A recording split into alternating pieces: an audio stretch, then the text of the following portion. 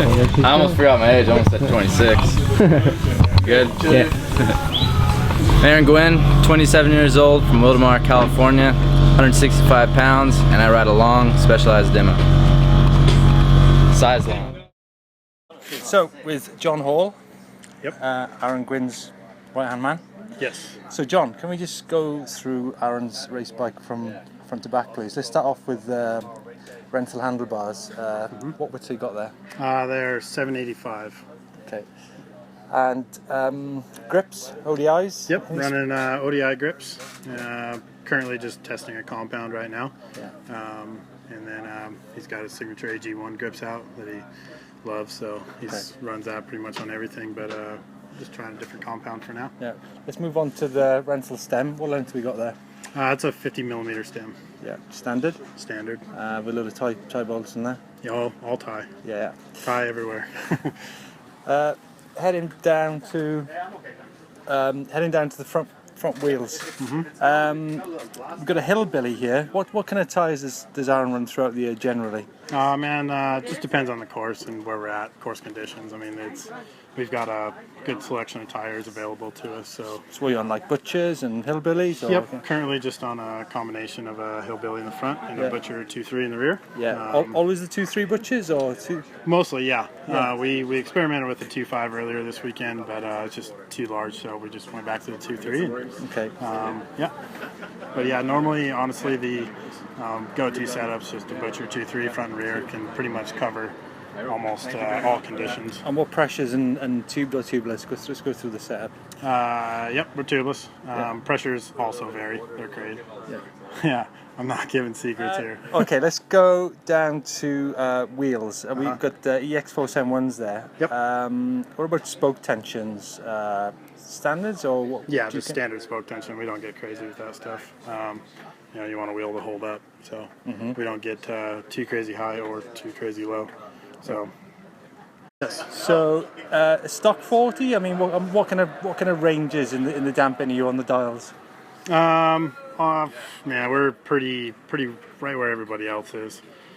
There's nothing crazy about his suspension. Everybody thinks that there's all kinds of crazy stuff going on, or he has crazy settings. But if you were to actually look and know what everybody else's settings were, and look at his, then you would see that he's right there in the mix with just about everybody else. So you middle of the road. Yeah. Okay. And then we don't vary from it too often. Track to track is just a click or two here and there. Yeah. So. And in terms of you're on the area shock now. So what were the reasons behind for running air on this particular track? Honestly, we just did a little preseason testing. We tested the coil and the air, and it's just what he decided on. Honestly. For what reasons? No major reasons. Just it's a great shock. It's light, obviously. But we're not shooting for the lightest bike out there either. So, do you run a range of different air shocks or just the one? No, just the one. Right. Yeah. And what about the coil shock? Just the one, or you can different shocks for different courses? No, we have the coil shock. I bring it with me to all the races, and if we decide we need to run it, then we will. I'm just going to interrupt here and go back to Gwinny on the tyre pressures. Can't change my tire over there. Pause it. Gwinny, what's the tyre pressures? Tire pressures? Yeah. Just can't tell you about that. We put helium in the tires, man. Right. I was just asking John as well what the thinking was behind going on air shock on this particular track. I don't know, to be honest. The new coil shock is awesome, and I ran it a lot in the off season, and we put this one on the air shock probably back in February or March, just to test it and kind of run it through the paces. And I liked it pretty well, but I ended up on the coil shock, and then we were racing a race in Vegas. I think it was February or March, and I was having a hard time just with the rear end, like just trying to get it to settle to the ground a little bit because that track was kind of so weird up there. And I put the air on it just to save a little weight because I had a lot of pedaling, and it seemed to work really well there. And then I kind of kept adjusting it, and by the end of that race, we had Fontana a few weeks later, and air shock works pretty good there. So I rode it there, and then by that time I started getting pretty comfortable on it, and then I've been on it ever since. So yeah, I've raced it at every World Cup this year. Can I just ask you about wheels and things? I mean, obviously there's some other teams run a lot of carbon wheels, and obviously some get problems with them and stuff. Do you ever do kind of testing with carbon rims at all, or just stick to not on aluminium? these. I have on my enduro and stuff, but yeah, I've never ridden them on a downhill bike. So yeah, I mean DT makes awesome wheels for us. We can smash those things pretty hard. Yeah. You don't even need a tire on there. You still smash them. Yeah. What about? Actually, I've been through most of it with John, to be honest. Just quickly about this. What are you thinking behind a hill? A cut down hillbilly, right? Yeah, yeah, it's cut good. down 2.5 hillbilly. Yep.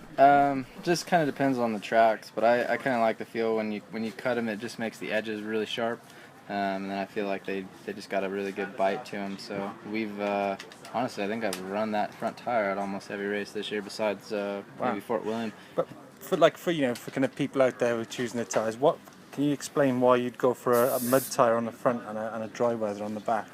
Why not kind of the other way around and stuff like that? Yeah, for me it's just grip, front end grip when it gets a little bit softer here, and sometimes braking traction, and then also size. We have 2.3s and 2.5s, so sometimes you kind of find yourself in between sizes. And this tire, even though I think it is a 2.5, it's a little bit smaller than like a 2.5 Butcher, so it kind of finds that kind of happy place for me. Yeah, and I just like that extra grip in the front. Okay, fantastic. Aaron, thanks for your time on that. Yeah, thanks guys. Yeah. So can we go back to transmission, John? Yep. We're on a 36, 34 chainring. Yep. 34. 34. Yep. And stem speed in the back, standard. Yep. Just the SRAM DH XO. Yeah. 7-speed cassette in the rear. So I was talking to Aaron, Troy's mechanic, about the linkage. So it's basically the same size, same shape linkage, just a bit more progressivity in it, right? Yeah, and honestly, I mean, I haven't seen the curves or anything like that of what exactly it does, but I just know it changes basically the progression a little bit. So it's something that suited the rider's style a little bit more, and so it made it happen. Okay. Seat height, is he always on that height? Yeah, I don't know exactly what it is. And to be honest with you, just got it set in a position where it's not going to buzz the seat at all, or buzz the tire. I'm sorry. So will he ever tell you if you maybe got it at the wrong height?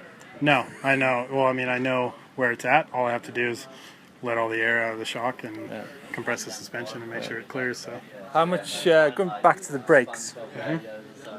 How did you like running those brakes? On the knuckles, or no? Just I mean, levers fairly close to the bar. They're not the closest they can be, but they're not super far away either. They're just fairly close to the bar, and then wants the pads to contact quite early, so it's got a pretty solid feel to it. Nice job working for Aaron Gwin. Absolutely, it's the best job in the world. Yeah, man, it's we're pretty good friends, so it's like we're just traveling the world racing bikes with your friends. So there's no better job than that. What's the hardest part of it? I don't know. Honestly, there is no hard part about it. I mean, there's stuff you catch yourself complaining about, but you kind of got to check yourself and realize what you're actually doing. So, you can sit there and complain about changing tires all day, or when you get a hectic day and flat tires and stuff like that, or if you're traveling a bunch and jet lagged, you can complain about that. But you just take a step back and kind of realize where you're at and what you're doing, and not everybody gets the chance at this age to travel the world with all their good friends racing bicycles, and going to Switzerland and France and Norway and US and Canada and just all over the world. So there's no bad parts. Perfect ending. Thank you very much.